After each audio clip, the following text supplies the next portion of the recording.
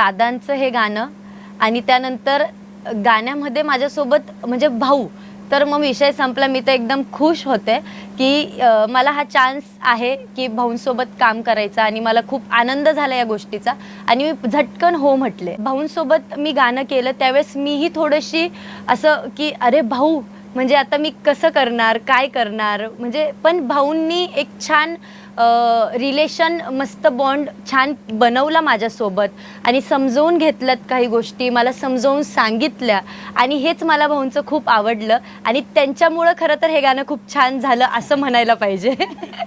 कामात कॉन्सन्ट्रेशन म्हणजे ते तिला जे करायचं आहे त्याचं फुल्ली कॉन्सन्ट्रेट ती करत होती आणि म्हणून ती सक्सेस आहे की आज काम करतानाची प्रत्येक गाणी बघा तिच्या ह्याच्यातली असतात, ती कॉन्सन्ट्रेट करते, बाकी काही तिकडे चालू दे आणि ते शिकता आलं. म्हणजे एवढं डिवोशन द्यायला लागतं तुम्हाला आणि ते द्यायलाच पाहिजे. लोकांना बघा हा प्रश्न करायला पाहिजे तुम्ही की आम्हाला बघायला आवडेल का चित्रपटात, तर त्यांचं खूप उत्तर आलं असं की 100%.